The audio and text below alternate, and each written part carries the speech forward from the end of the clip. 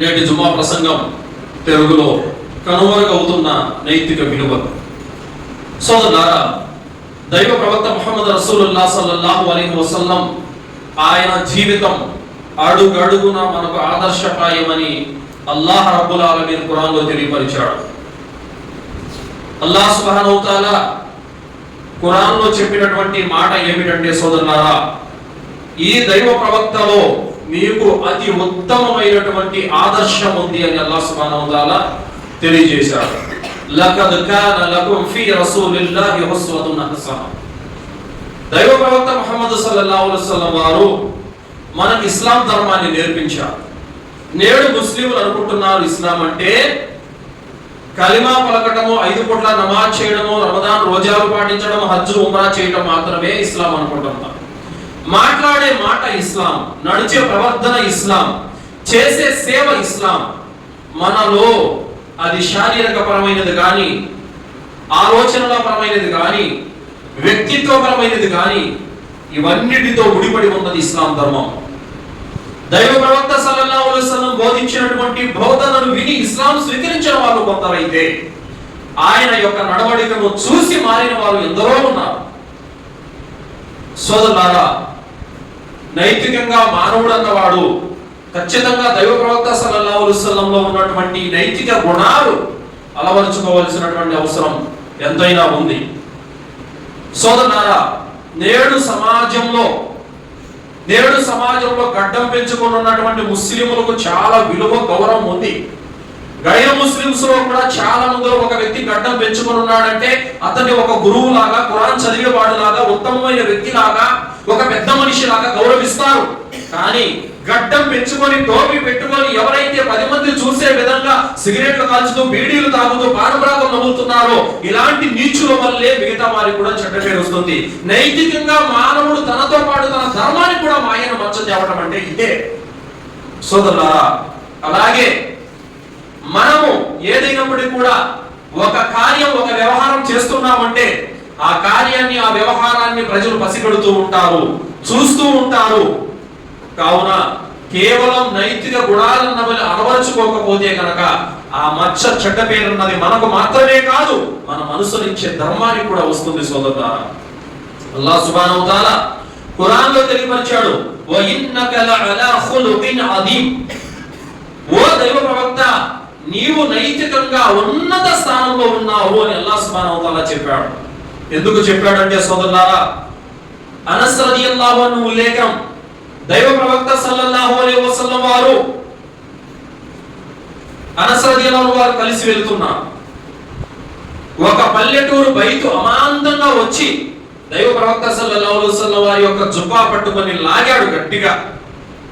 ఆ జుబ్బా కరుకుగా ఉండటం వల్ల ప్రవక్త ముహమ్మద్ సల్లల్లాహు అలైహి వసల్లం వారి మేడంతా చుట్టూ ఎర్రగా రక్తంతో కందిపోయింది.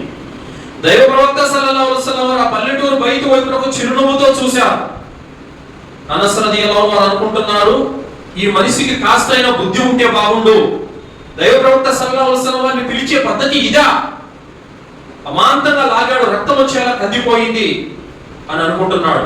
ఆ వ్యక్తి లాగి అంటున్నాడు, ఓ ముహమ్మద్, నీ వద్ద ఉన్నటువంటి ప్రజా ధనంలో నుంచి నాకు కొంత ఇవ్వు అని అడిగాడు. అడిగే పద్ధతి అయితే అది కాదు. కానీ పల్లెటూరు వ్యక్తి అజ్ఞానంతో అలా అడిగాడు. కానీ దైవ ప్రవక్త సల్లల్లాహు అలైహి వసల్లం వారు పల్లెత్తి మాట అనకుండానే, అనస్, ఈయనకి కొంత ధనాన్ని ఇచ్చి పంపండి అని చెప్పారు. మనమే కనుక అయితే ఏమంటాం? ఏదైనా బజార్లలో వెళుతూ ఉంటే, బహుశా బైక్ మీద వెళుతూ ఉంటే ఎవరైనా కాలు తగిలితేనో, చెయ్యి తగిలితేనో, ఏదైనా సంచి తగిలితేనో, ఏదైనా కాస్త బురద మీద పడితేనో, ఏరా కళ్ళు ఎక్కడ పెట్టుకొని నడుస్తున్నావు అంటామా లేదా? సోదరులారా, దైవ ప్రవక్త జీవితం మనకు అడుగు అడుగున ఆదర్శం. సోదరులా, ఆయన చేసే పని, ఆయన మాట అన్ని కూడా మనకు ఆదర్శము. అదే విధంగా సోదరులారా, అబ్దుల్లా బిన్ ఉబై ఎవరైనా మునాఫికుల యొక్క నాయకుడు, కపటుల యొక్క సర్దారు, దైవ ప్రవక్త సల్లల్లాహు అలైహి వసల్లం వారిని వేధించినటువంటి వ్యక్తి. ఆయన్నే కాదు, ఆయన కుటుంబీకులను సైతం వేధించిన వ్యక్తి, విశ్వాసులను ముప్పు తిప్పలు పెట్టినటువంటి వ్యక్తి, ఇస్లాం ధర్మానికి చాలా తీవ్రమైన నష్టాన్ని కలుగు చేసినటువంటి వ్యక్తి. అలాంటి వ్యక్తి చనిపోతే కూడా దైవ ప్రవక్త సల్లల్లాహు అలైహి వసల్లం వారు ఆయన జనాజా నమాజు చదివించాడు. అల్లాహ్ సుబ్హానహు వ తఆలా వారించాడు చదివించొద్దని. ఆయన చదివించిన తర్వాత ఆయన సమాధి వద్ద నిలబడద్దని చెప్పాడు అల్లాహ్ సుబ్హానహు వ తఆలా. అదే విధంగా అబ్దుల్లా బిన్ ఉబై కుమారుడు వచ్చి కఫన్ కోసం మీ చొక్కా ఇవ్వండి అని అడిగితే కూడా దైవ ప్రవక్త సల్లల్లాహు అలైహి వసల్లం వారు చొక్కా ఇచ్చారు. తనకు తన ధర్మానికి నిత్యం నష్టాన్ని కలుగజేసినటువంటి వ్యక్తి పట్ల మన దైవ ప్రవక్త విధానం ప్రవర్తన ఎలా ఉంది? సోదరులారా, మనమే కనుక అయితే ఏమంటాం, వాడి గడప నేను చస్తే తొక్కను, వాడింటికి నేను చస్తే వెళ్ళనని ప్రగల్భాలు పలుకుతామా లేదా చెప్పండి. సోదరులారా, ఎప్పుడైతే దైవ ప్రవక్త జీవితాన్ని మనం ఆదర్శంగా తీసుకుంటామో అప్పుడే మనలో ఇస్లాం ఉన్నట్టు. కేవలం మజీదులో నమాజు చదివినంత సేపు టోపీ పెట్టుకొని మెట్లు దిగిపోతా పోతా అట్లా టక్కన తీసి జోలు పెట్టేసుకోవడం, మజీదులోకి వస్తే ప్యాంటు పైకి ఎగజెట్టుకుంటారు, మజీదు మెట్లు దిగిపోతా పోతా మళ్ళీ ప్యాంటు కింద దిగి తీసేస్తారు. మజీదు కొరకు మాత్రమే ఇస్లాం ఉందా నీలో? ఇప్పుడు ఎవరైనా హిందూ సోదరులు కొంతమంది దువాలు చదివించుకోవడానికి చిన్నపిల్లల్ని తీసుకొని వస్తా ఉంటారు.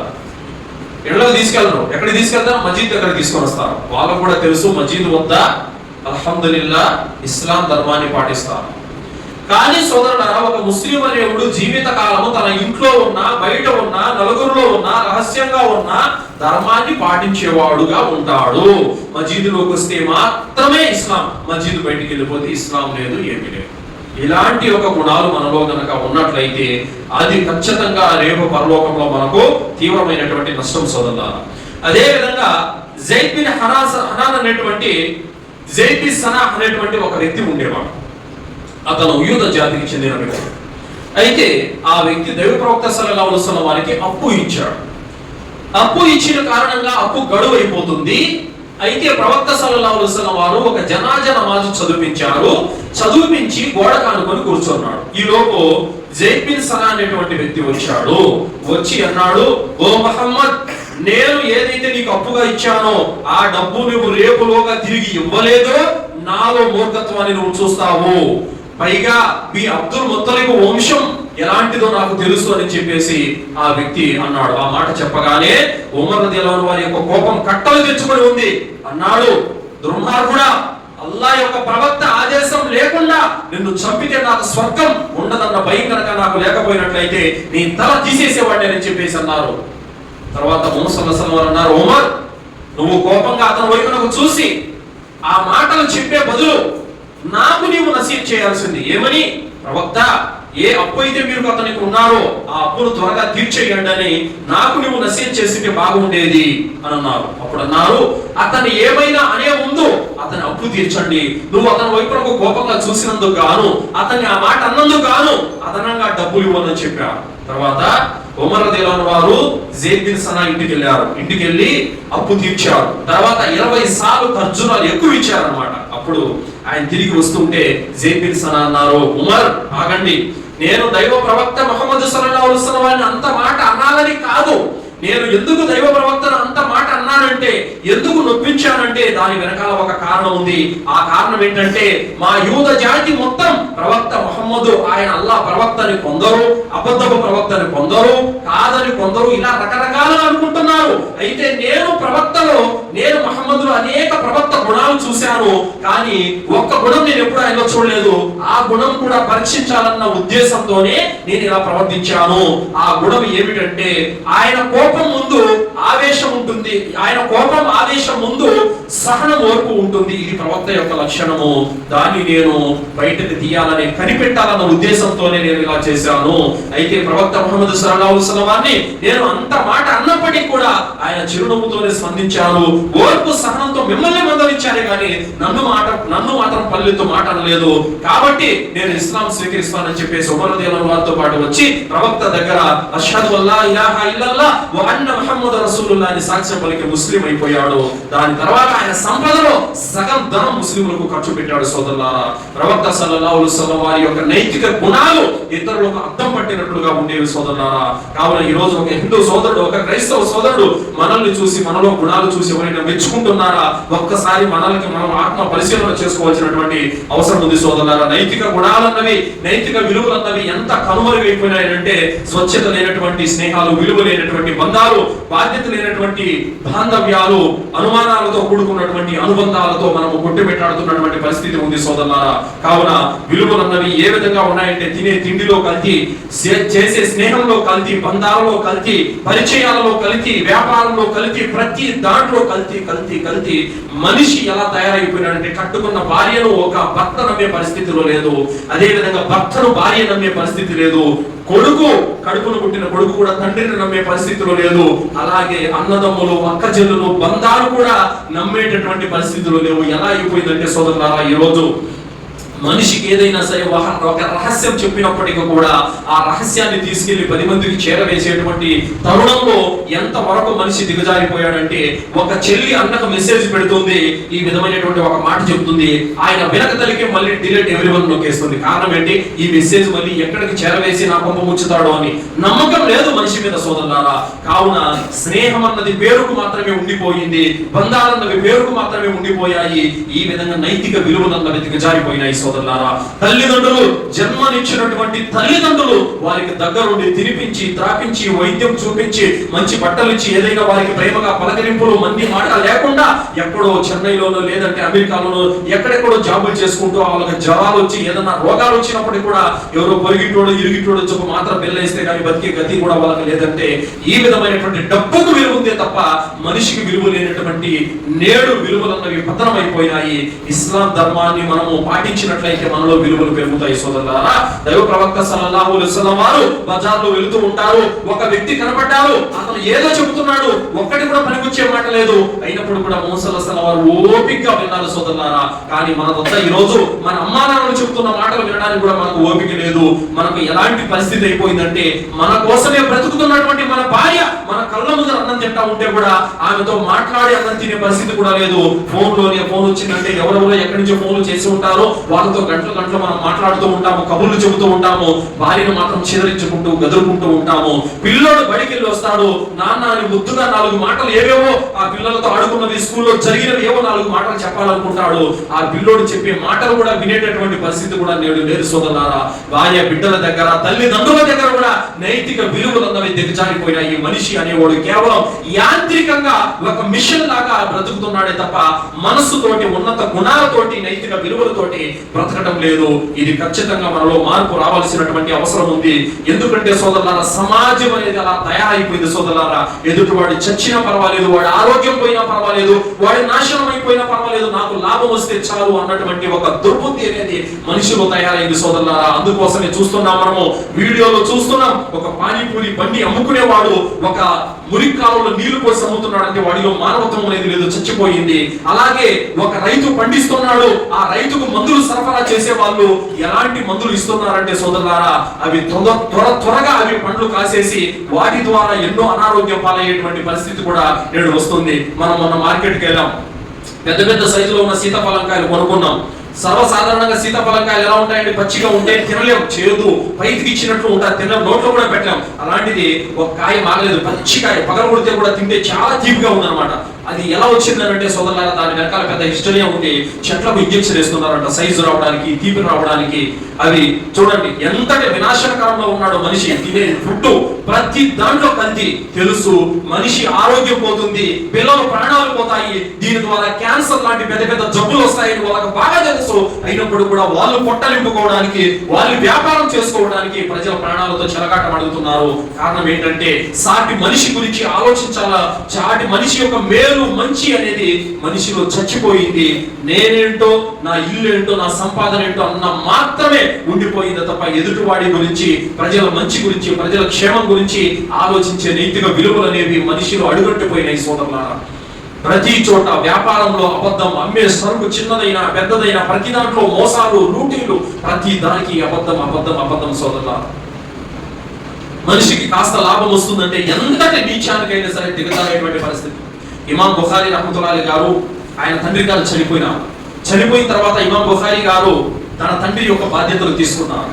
తన తండ్రి యొక్క స్నేహితుడు సరుకు తెప్పించాడు అనమాట. సరుకు వచ్చేసింది, వచ్చిన తర్వాత సాయంత్రం వచ్చి కొంతమంది వ్యాపారస్తులు 5,000 దినార్లకు ఆ సరుకును మాట్లాడుకున్నారు. ఏమి డబ్బు ఇవ్వలేదు. 5,000 దిర్హాములకి సరుకు మాట్లాడుకున్నారు. ఏమి డబ్బు ఇవ్వలేదు. మాట చెప్పారంతే. సరే ఇస్తానని చెప్పారు ఇమాం బుఖారీ గారు. తర్వాత ఉదయాన్నే ఆయన దగ్గర సరుకు మరికొంతమంది వచ్చారు. వచ్చి 10,000 దిర్హాములు ఇస్తాం, మాకివ్వండి సరుకు అన్నారు. కానీ ఇమాం బుఖారీ గారు సాయంత్రం చెప్పిన ఒక్క మాట కారణంగా 5,000 దిర్హాముల లాభాన్ని పోగొట్టుకున్నారు. నేను నిన్న సాయంత్రం వాళ్ళకి మాట ఇచ్చేశాను, నేను ఆడిన మాట తప్పేవాడిని కాను, నేను వాళ్ళకే ఇస్తాను సరుకుని చెప్పారు. సోదరులారా, ₹1 ఆదాయం వస్తుందంటే మనము మాట లేదు, మాట మీద నిలకడ లేదు, నీతి లేదు, నిజాయితీ లేదు, ధర్మం లేదు, న్యాయం లేదు, ఏమీ ఉండదు సోదరులారా. ఈ విధంగా మనలోని తుచ్చమైన డబ్బు కోసం, ప్రాపంచిక యొక్క స్వలాభం కోసం, చిన్నపాటి స్వార్థాల కోసం మనలోని నైతిక విలువలను అమ్ముకోవటం అనేది కూడా జరుగుతుంది సోదరులారా. అలాగే ఒక వ్యక్తి అడవిలో ఉన్నాడు. తన స్నేహితుడు ఎండను పడి చాలా దూరం నడిచి వెళ్తున్నాడు. అల్లాహ్ సుబ్హానహు వ తఆలా ఒక దైవదూతను మానవాకారంలో పంపించాడు. మార్గ మధ్యలో కలుసుకున్నాడు. ఏమయ్యా, ఎక్కడికి వెళ్తున్నావు అన్నాడు. నా స్నేహితుడు అడవిలో ఉన్నాడు, అతన్ని కలుసుకోవడానికి వెళ్తున్నాను అన్నారు. ఏంటి, అతనితో నీకేమైనా అవసరం పడింది అన్నారు. నాకు ఏం అవసరం లేదన్నాడు. పోనీ అతనితో నీకేమైనా వ్యాపార లావాదేవీలు ఉన్నాయన్నారు. నాకు ఎలాంటి వ్యాపార లావాదేవీలు ఏమీ లేనప్పుడు ఎర్రటి ఎండలో ఇంత దూరము అడవి మార్గంలో దేనికి వెళ్తున్నావు? అతను అన్నాడు, అతను నా స్నేహితుడు, కేవలం నేను అల్లాహ్ కోసం అతన్ని ప్రేమించాను, అల్లాహ్ ప్రసన్నత కోసమే నేను అతన్ని కలుసుకోవడానికి వెళ్తున్నాను అన్నారు. అప్పుడు ఆ దైవదూత అన్నారు, అయితే శుభవార్త విను, నేను అల్లాహ్ తరపు నుండి వచ్చినటువంటి దైవదూతను నీకు శుభవార్త ఇవ్వడానికి వచ్చాను. అల్లాహ్ కోసమే పరస్పరం ప్రేమించుకునే వారికి శుభవార్త ఉంది అని దైవదూత తిరిగి వెళ్ళాడు. సోదరులారా, ఈ రోజు మనలో ఉన్నటువంటి బంధువులు కావచ్చు, స్నేహితులు కావచ్చు, మన జమాతు సోదరులు కావచ్చు, పరిచయస్తులు కావచ్చు, ఎవరైనప్పటికీ కూడా రోగాన పడి మంచాన పడి ఉంటే కనీసం తెలిసి కూడా పరామర్శించడానికి కూడా వెళ్ళడం లేదంటే ఎదుటివాడి హృదయంలో మన పట్ల ప్రేమ అనేది ఎలా పడుతుంది, బంధం అనేది ఎలా బలపడుతుంది, ఏ విధంగా మనలో నైతిక విలువలు వస్తాయి ఒక్కసారి ఆలోచించండి సోదరులారా. దైవ ప్రవక్త సల్లల్లాహు అలైహి వసల్లం వారు ప్రతిరోజు వీధిలో వెళుతూ ఉంటే ఆయన నెత్తిన కసువు వేసేటువంటి ఒక స్త్రీ ప్రతిరోజు కసువు వేసేది. ఒక రోజు ప్రవక్త ముహమ్మద్ సల్లల్లాహు అలైహి వసల్లం వెళుతూ ఉంటే కసువు పడలేదు. అరే, రోజు నా నెత్తిన కసువు వేసేది ఆ స్త్రీ ఈ రోజు ఏమైపోయింది, నా నెత్తిన కసువు వేయలేదని చెప్పేసి ఇంట్లోకి వెళ్ళి చూస్తే జ్వరంతో బాధపడుతూ ఉందన్నమాట. అప్పుడు ప్రవక్త సల్లల్లాహు అలైహి వసల్లం వారు వెళ్ళి ఆమెను పలకరించారు, పరామర్శించారు. అల్హమ్దులిల్లాహ్, ఆ కారణంగా ఆమె ఇస్లాం కూడా తీసుకునింది. అల్హమ్దులిల్లాహ్. శత్రువు పట్ల కూడా కనికరం చూపేటువంటి, ప్రవక్త నేర్పించినటువంటి ధర్మంలో బ్రతుకుతున్నటువంటి మనము ఆయన జీవితాన్ని మనం ఏం ఆదర్శంగా తీసుకుంటున్నామో ఒకసారి ఆలోచించండి సోదరులారా. బుఖారీ గ్రంథంలో అబూ హురైరా రలియల్లాహు అన్హు వారు తెలిపినటువంటి ఉల్లేఖనం, బనీ ఇస్రాయిల్లో ఒక వ్యక్తి ఒక ధనవంతుడు వద్దకు వెళ్ళాడు. నాకు 1000 దినార్లు అప్పు కావాలని అడిగాడు. ఇస్తాను, సాక్షిని పెట్టన్నారు. నీకు నాకు మధ్యలో సాక్షి అల్లాహ్ చాలు అని చెప్పేసి అన్నాడు. తర్వాత హామీగా ఎవరైనా తీసుకురా, నీకు నాకు మధ్యన హామీ అల్లాహ్ చాలు అని అన్నాడు. 1000 దినార్లు అలాగే ఇచ్చేశాడు. ఆయన పడవెక్కి సముద్రయానం చేసి బయలుదేరి వెళ్ళిపోయాడు. వ్యాపారం చేసుకున్నాడు. వ్యాపారం చేసుకున్న తర్వాత ఒక నెల తర్వాత మళ్ళీ తిరిగి ప్రయాణం అయ్యే సమయంలో ఆయన ఏ పడవ మీద అయితే వెళ్ళాలో ఆ పడవ బయలుదేరి వెళ్ళిపోయింది. ఇక మళ్ళీ నెల రోజులు ఆగాలి ఇంకా ఆయన. అలాంటి సందర్భంలో సముద్రం ఒడ్డుకొచ్చాడు. ఏం చేయాలో అర్థం కావడం లేదు. ఒక ఎదురు బొంగు తీసుకున్నాడు. ఆ ఎదురు బొంగు తీసుకొని దాంట్లో 1000 దినాలు డబ్బులు పెట్టి ఒక ఉత్తరం రాశాడు.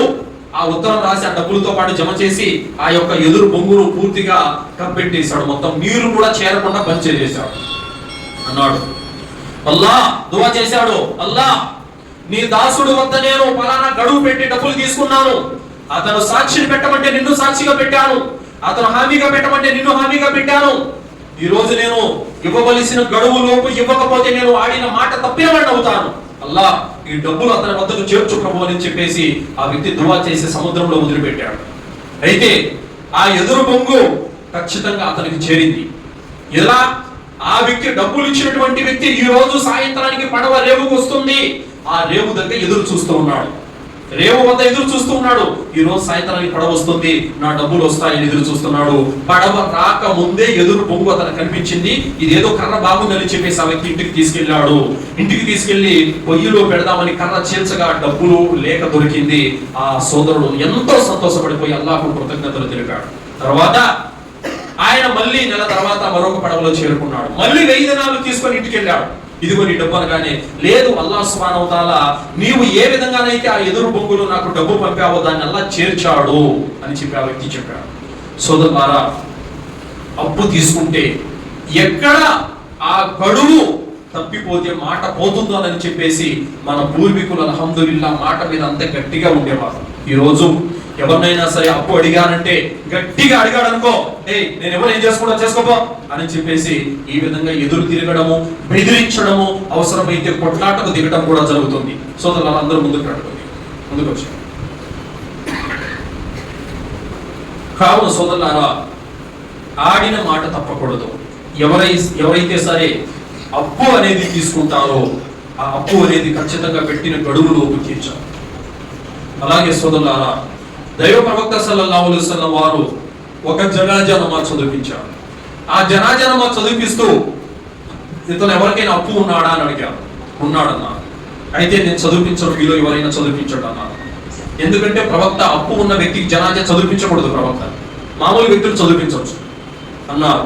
అనగానే ప్రవక్త ముహమ్మద్ సల్లల్లాహు అలైహి వసల్లం జనాజా నేను చదివించనని వెళ్ళిపోతూ ఉంటే అబూ ఖతాదా రదియల్లాహు అన్హు అన్నారు, అల్లాహ్ యొక్క ప్రవక్త, అతని మీద ఉన్నటువంటి అప్పు నేను తీరుస్తాను, మీరు జనాజా చదివించండి. ఆ మాట చెప్పగానే ముహమ్మద్ సల్లల్లాహు అలైహి వసల్లం జనాజా చదివించారు. సోదరులారా, ఈరోజు మనం కూడా ఎన్నో జనాజాలు చదివిస్తున్నాం, ఎన్నో జనాజాల్లో పాల్గొంటున్నాం. అందులో పేదవారు ఉంటారు, స్థితి లేని వాళ్ళు ఉంటారు, గత్యంతరం లేని వాళ్ళు ఉంటారు. వాళ్ళ మీద ఏ పాటైనా అప్పుందేమో తెలుసుకొని తీర్చే ప్రయత్నం మనం చేస్తున్నామా? ఏం చూసి అల్లా మనల్ని ఇష్టపడతాడు? మనలో ఏ త్యాగాలు చూసి అల్లా ఇష్టపడతాడు? ఒక్కసారి ఆలోచించాలి. ప్రవక్తలోనే కాదు, సహాబాలలో కూడా నైతిక విలువలు, నైతిక గుణాలు పుష్కలంగా నిండిపోయినటువంటి కుండవలే వాళ్ళలో ఉండేవి సోదరులారా. కావున ఇస్లాం అంటే కేవలం నమాజ్ చేయడం ఒకటే కాదు, ఆడిన మాట తప్పకుండా నిజాయితీగా నిలబడటం, తల్లిదండ్రుల సేవ చేయటం, అనాథలను, వితంతువుల యొక్క బాగోగులు చూడటం, మంచి మాట పలకడం, అనారోగ్యం పాలైన వారిని పరామర్శించడం, జనాజాలో పాల్గొనడం, అడప ఉపవాసాలు పాటించడం, భార్య బిడ్డల హక్కులు నెరవేర్చడం, తల్లిదండ్రుల యొక్క సేవ చేయటం, సమాజంలో 4 నోళ్లతో మంచి అనిపించుకోవడం. సోదరులారా, దైవ ప్రవక్త సల్లల్లాహు అలైహి వసల్లం వారు చెప్పారు, నైతిక విలువల గురించి ఎంత మాట చెప్పారంటే, ఉమర్ రదియల్లాహు అన్హు వారు యొక్క ఆయన ముందర ఒక జనాజా వెళ్ళింది. 4 వ్యక్తులు అనుకున్నారు ఇతను చాలా చెడ్డవాడండి అన్నారు. అనివార్యం అన్నారు ఉమర్ రదియల్లాహు అన్హు వారు. పక్కన ఉన్న వారు అడిగారు, ఏం అనివార్యం, ఏమైపోయింది అనివార్యం అన్నారు. ఎవరైతే 4 నోర్లు అంటే 4 వ్యక్తులు పలానా చనిపోయిన వాడు చెడ్డవాడు అని అంటే గనక అతని పైన నరకం అనివార్యం అయిపోతుంది. తర్వాత మరొక జనాజా వెళ్ళింది, అతను చాలా మంచివాడండి అన్నారు. అనివార్యం అన్నారు ఉమర్ రదియల్లాహు అన్హు. మళ్ళీ ఏం అనివార్యం అయిపోయింది అన్నారు, ఏ వ్యక్తి అయితే చనిపోతే ఆ వ్యక్తిని ఇతను మంచివాడు అని 4 నోర్లు అంటాయో ఆ వ్యక్తిపై స్వర్గం అనివార్యం అయిపోయిందన్నారు. ఈ మాట ముహమ్మద్ సల్లల్లాహు అలైహి వసల్లం చెప్పగా నేను విన్నానని ఉమర్ రదియల్లాహు అన్హు చెప్పారు. సోదరులారా, 10 నోర్లు మనల్ని మంచి అనేలా బ్రతకాలంటే మనలో నైతిక విలువలు అన్నవి ఖచ్చితంగా ఉండాలి. ఎక్కడున్నాయి? నిజంగా అల్లాహ్ పట్ల భయం అనేది మనలో ఉంటే, అల్లాహ్ పట్ల మనకు నిజంగా విధేయత అనేది కనుక ఉంటే, మస్జిద్లోనే తీసుకోండి, ఉల్లి వెల్లుల్లి ఇవి హలాల్, తినొచ్చు, హరామేం కాదు. ఉల్లి వెల్లుల్లి కాస్త ఘాటు వాసన వస్తాయని చెప్పి అవి నవిలి తిని మస్జిద్కి రావద్దన్నారు. సిగరెట్ ప్యాకెట్ అట్టే పెట్టుకున్న నమాజ్ చదువుతాడు దుర్మార్గుడు, వీడియో ప్యాకెట్ కట్టంటే జోలి పెట్టుకున్న నమాజ్ చదువుతాడు. అప్పుడు మస్జిద్లోకి వచ్చి మస్జిద్లోకి వెల్లిపాయ తినే రావద్దని అంటే, హరామైనటువంటి వస్తువులు మస్జిద్లోకి తీసుకొని వచ్చి అవి జోబిలో అట్టే పెట్టుకున్న నమాజ్ చదువుతాడు. ఎంతటి నీచం, ఎంతటి దుర్మార్గం అసలు! అలాంటి వాడి ఆరాధన అలా తీసుకుంటాడా అండి? అలాంటి వాడి నమాజ్ అలా తీసుకుంటాడా? బాత్రూములలో గోడలకు మూలలు చూస్తే పాన్మరాకి ఇంగిలి ఎర్రగా ఊస్తుంటారు, బిడి ముక్కలని నలిపేసాడు పడేస్తుంటారు. నీ ఇంట్లో బాత్రూంలో నువ్వు ఇలాగే చేస్తావా? నీ ఇంటికన్నా మస్జిద్ గొప్పదా కాదా? నీ ఇంటికన్నా మస్జిద్ గొప్పదా కాదా? ఘనమైందా కాదా? మరి నీ ఇంటిని అంత పరిశుభ్రంగా పెట్టుకుంటున్నటువంటి నీవు మస్జిద్ని ఇంకెంత పరిశుభ్రంగా పెట్టాలి? ఇలాంటి యొక్క పరిస్థితులు మనము చాలా చోట్ల చూస్తున్నాం సోదరులారా. ఇవన్నీ కారణం ఏంటంటే, నమాజ్ చేయడం ఒకటే ఇస్లాం అని మనం అనుకుంటున్నాం. ఇదంతా కూడా నైతిక విలువలతో కూడుకున్నటువంటి ధర్మం ఇస్లాం ధర్మం. సోదరులారా, మనిషిలోని నిజంగా నైతిక విలువలు అన్నవే కనుక ఉంటే దయ, క్షమాగుణం, కనికరం అనేది ఖచ్చితంగా మనలో ఉండాలి సోదరులారా. ఎందుకంటే 13 సంవత్సరాలు మక్కాలో నానా యాతనకు గురిపెట్టినటువంటి అవిశ్వాసులు పూర్తి యొక్క అధికారం మౌసలసల వారి చేతిలో ఉంటే కూడా ఆయన వారిని నరకచ్చు, చంపచ్చు, అడిగే నాదుడు కూడా లేడు. అంత శక్తి, అంత యొక్క ప్రాబల్యం, అధికారం మౌసలసల వారి చేతిలో ఉండి కూడా ఎదుటి వారిని క్షమించాం. కానీ ఈరోజు మనతో నమాజ్ చదివే సోదరుడు, మనతో కలిసి మనతో పాటు తౌహీద్ మీద ఉన్న సోదరుడు, అతను ఏదైనా ఒక మాట అంటే ఇక పగబట్టేస్తున్నాం. ఎంతవరకనంటే అతను నీతో స్నేహంగా ఉన్నంత వరకు మంచోడే, ఎన్ని తప్పులున్నా మంచోడే. ఎప్పుడైతే నీ మాటకు వ్యతిరేకం అయిపోతాడో దాని తర్వాత ఇంక వాడిలో లేనేటి అన్ని రోడటము, వాడి ఇంకా దుర్మార్గుడని, పాపాత్ముడని, ఇంకోవాడు భూమి మీద బతకడానికి అనర్హుడు అని చెప్పేస్తాం అన్నమాట. అలాంటి యొక్క తుచ్చమైనటువంటి గుణాలు ఈరోజు మనలో ఉన్నాయి. సోదరులారా, అమ్మ ఆయిషా రలియల్లాహు అన్హా మీద వ్యభిచార నింద వేశారు మునాఫికులు. వ్యభిచార నింద వేశారు. ఆ వ్యభిచార నింద వేసినప్పుడు ప్రవక్త సల్లల్లాహు అలైహి వసల్లం వారు జైనబ్ రలియల్లాహు అన్హాని అడిగారు. జైనబ్ ఎవరు? జైనబ్ మూసా అలైహిస్సలాం భార్య. ఆయిషా ఎవరు? మూసా అలైహిస్సలాం భార్య. వీళ్ళిద్దరు సౌతులు. సౌతులు అంటే తెలుసు కదా, పడదు, ఒకరికి పడదు. జైనబ్కి ఆయిషాకి ఎప్పుడు మనస్పర్ధలు ఉండేవి. హఫ్సా రలియల్లాహు అన్హా ఉమర్ రలియల్లాహు అన్హు కూతురు, అబూబకర్ రలియల్లాహు అన్హు ఆయిషా రలియల్లాహు అన్హు, వీళ్ళిద్దరు స్నేహంగా ఉండేవాళ్ళు. వీళ్ళిద్దరికి జైనబ్ అంటే పడదు, జైనబ్ వీళ్ళంటే పడదు. అలా మనస్పర్ధలు ఉండేవి. అప్పుడు మూసా అలైహిస్సలాం వారు ఆయిషా మీద పడినటువంటి వ్యభిచార నింద గురించి జైనబ్ రలియల్లాహు అన్హా అడిగారు. ఏమని? జైనబ్ ఆయిషా ఎలాంటిది అని అడిగారు. జైనబ్ రలియల్లాహు అన్హా అన్నారు, అల్లాహ్ సాక్షిగా ఆయిషాలో నేను ఎన్నడూ చెడు గుణాన్ని చూడలేదు అని చెప్పింది. మనం అయితే ఇదే అదునుగా చూసుకొని ఏం చెబుతాం, ఇంకా ఎన్ని చెబుతాం, ఇంకా ఎంత కక్ష తీర్చుకుంటాం. కానీ సోదరులారా, అలాంటి నైతిక గుణాలు, ఉత్తమమైనటువంటి సుగుణాలు వాళ్ళలో ఉండేవి కాబట్టి ఈ లోకంలో బతికి ఉండగానే వాళ్ళు స్వర్గ శుభవార్త విన్నారు. అల్హమ్దులిల్లాహ్.